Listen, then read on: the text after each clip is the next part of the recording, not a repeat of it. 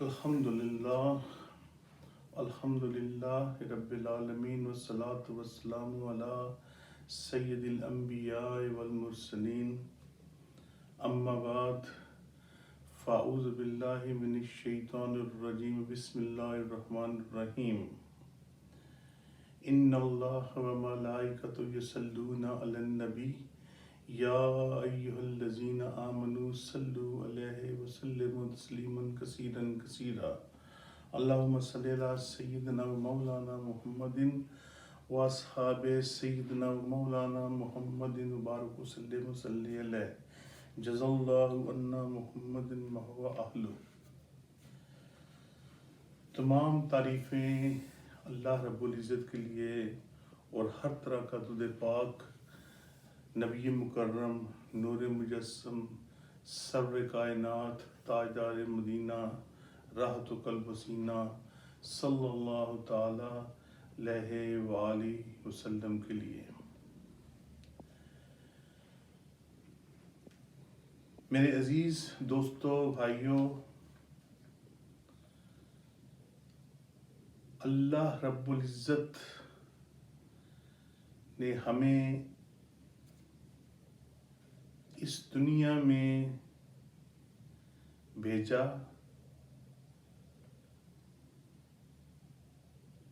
کسی مقصد کے لیے، تاکہ ہم اللہ رب العزت کی عبادت کریں، اللہ کے بتائے ہوئے اصولوں پر اللہ رب العزت نے جو ہمیں کیمیائے نسخہ دیا قرآن کریم، اس کی تلاوت کریں اور دیگر نیک کام کریں۔ لیکن افسوس کہ ہم دنیا کی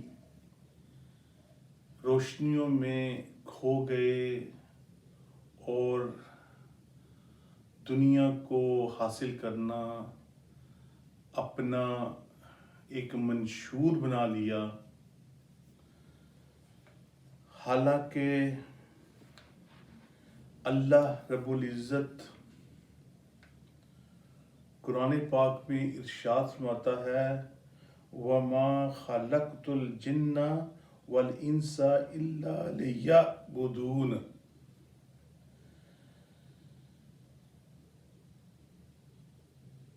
اور میں نے جن اور آدمی اتنے بنائے کہ میری بندگی کریں۔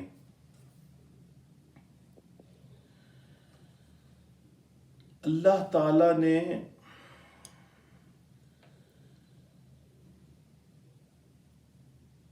اس عالم دنیا کو وجود بخشا اور اس میں قسم قسم کی مخلوق پیدا فرمائی، حضرت انسان کی تخلیق فرما کر اسے اشرف المخلوقات بنایا، اسے بے شمار نعمتوں سے خوبیوں سے نوازا، موت اور حیات کو پیدا کر کے تخلیق انسانی کا مقصد بھی بیان فرما دیا کہ کوئی عقل مند یہ نہ سمجھے کہ انسان کی پیدائش کا یہی مقصد محض کھانا، سیر و تفریح کرنی، جنسی خواہشات کی تکمیل کرنی، فتح اور نصرت، غلبہ و اقتدار اور دوسروں پر تسلط قائم رہنا نہیں۔ یہ سوچ و نظریہ بالکل فاسد ہے، کیونکہ یہ ایسی باتیں ہیں جو جانوروں میں بھی پائی جاتی ہیں، تو پھر ان میں اور انسان کی خصوصیت میں کیا ایک چیز پیدا ہو سکتی ہے؟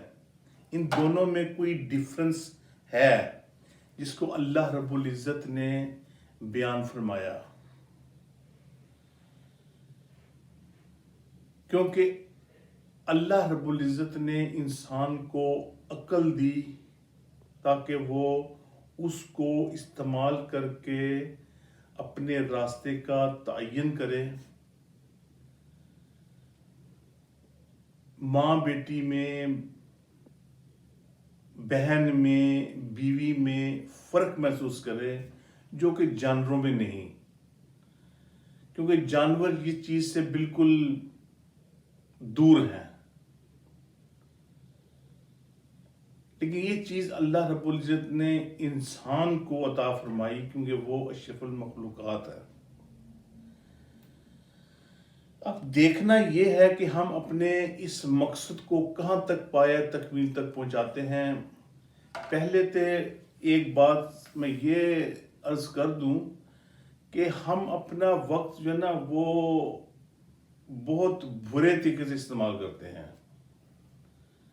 اگر آپ اپنی زندگی کا مقصد کچھ بنا لیں کہ اپنے وقت کو بیکار ضائع مت کریں تو اس کو اچھے طریقے سے استعمال کر سکتے ہیں. آپ اس کا ایک شیڈول بنا لیں کہ آپ دیکھ لیں کہ اس کو دیکھنے کے لیے کہ آپ اس پورے دن میں صبح سے لے کے شام تک 12-14 گھنٹے میں جو بھی ہے ایک لسٹ بنا لیں کہ آپ نے سارے دن میں وہ کون سے کام اچھے کیے اور کون سے کام ایسے کیے جس کا کوئی فائدہ نہیں.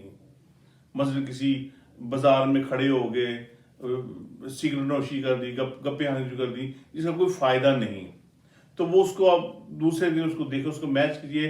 اس میں اتنے فضول کام ہیں جو اگر میں ان کو بروئے کار لاتا تو اس سے میں زیادہ فائدہ حاصل کر سکتا دین اور دنیا اور آخرت دونوں کے لیے.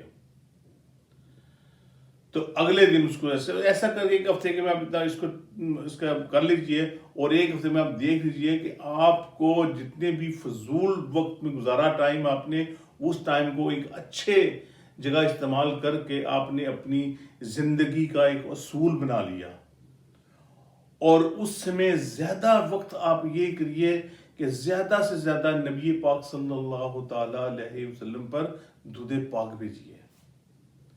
اور پھر آپ دیکھیں گے کہ ایک ہفتے کے بعد جب آپ نے اپنا ایک ٹائم ٹیبل بنا لیا کہ میں نے کوئی فضول کام نہیں کرنا، دین کی باتیں کرنی ہیں، اپنے آفس سے جانا ہے، اپنے گھر کے معاملات کرنے ہیں، کیونکہ کوئی فضول کام نہیں، اور اچھی نیتیں کریں کیونکہ ہر اچھی نیت کا ثواب آپ کو ملے گا. ایک اصول بنائیے کہ اللہ رب العزت نے آپ کو عقل اسی لیے دی کہ اس عقل کا استعمال کیجیے آپ. لیکن گو کہ ہم اس چیز کا استعمال کرتے ہیں. میں نے ایک کلیہ طریقہ بتایا ہے، آپ اس کو ایک ہفتے آزما کر دیکھیے، پھر دیکھیے کہ آپ کو کتنا فرق محسوس ہوتا ہے، اور یقیناً آپ اس پہ کامیابی سے مزید چلتے چلے جائیں گے. تو کہنے کا مقصد یہ ہے کہ اللہ رب العزت نے آپ کو عقل دی، اس کو استعمال کیجیے. اللہ رب العزت نے اس دنیا میں بھیجا، اور سوچئے کہ اللہ رب العزت ہم کو کتنی نعمتیں عطا فرمائیں اور اس کا ہم کتنا شکر ادا کر رہے ہیں. دیکھنا ایک سیدھی سی بات ہے، اگر آپ کو کوئی گفٹ کوئی کو آپ کو تحفہ دیتا ہے تو آپ اس تحفے کو ریٹرن کرتے ہیں. اگر اللہ رب العزت نے ہمیں یہ نعمتیں تحفے میں دی ہیں، یہ کتنی کائنات میں چیزیں بنی ہوئی ہیں ہمیں تحفے میں دی ہیں، اور ہم اللہ رب العزت کو اس کے بدلے میں کیا دے رہے ہیں؟ نمازیں ہم نہیں پڑھتے، قرآن پاک ہم نہیں پڑھتے، بچوں کے ساتھ شفقت سے ہم پیش نہیں آتے، بڑوں کے ساتھ شفقت سے ہم پیش نہیں آتے، بڑوں کی بے عزتی کرتے ہیں. یہ چیز سکھائی گئی ہے؟ نہیں، ہم اس کے بالکل الٹ کر رہے ہیں. ہمیں اللہ رب نے عزتیں دیں، عقلیں دیں، اس کا استعمال کیے. بڑوں کو ان کی عزت دیجیے، ماؤں بہنوں بیٹیوں کو ان کی عزت دیجیے، بچوں کے ساتھ شفقت سے پیش آئیے، بڑوں کے ساتھ پیار محبت سے پیش آئیے، اپنے کام سے کام رکھیے، آنکھیں نیچی کر کے چلیے، اسلام کے کام پر چلیں. آپ بات یہ ہے کہ جتنا آپ نیکیوں کی طرف جائیں گے اتنا آپ کو آپ کی منزلیں اور نزدیک ہوتی جائیں گی، اور آپ کی برائیاں پریشانیاں دور ہوتی جائیں گی، اور آپ آخرت کے میں بھی آپ کے درجات بلند ہوں گے. اور جب نبی پاک صلی اللہ تعالیٰ علیہ وسلم درود پاک بھیجیں گے تو نبی پاک صلی اللہ علیہ وسلم کا فرمان ذی شان ہے کہ وہ شخص میرے سب سے نزدیک ہوگا اس دنیا میں زیادہ سے زیادہ درود پاک پڑھا ہوگا۔ تو کہنے کا مطلب یہ ہے کہ اس کا لب لباب یہی ہے کہ آپ اپنے آپ کو چینج کیجئے، اسلامی ماحول میں ڈالیے، اللہ رب العزت جو آپ کو عقل دی ہے اس کا استعمال کیجئے۔ اللہ رب العزت نے آپ کو دنیا میں بھیجا ہے، اس کو اس کی اصلاح سے چلیے، اسلامی تعلیمات پہ چلیے، فضول قسم کاموں میں مت گزریے کہ آپ کی دنیا بھی خراب ہو اور آخرت بھی خراب ہو۔ اللہ رب العزت میں سن کر عمل کی توفیق عطا فرمائے۔ وآخر دعوانا ان الحمد للہ رب العالمین۔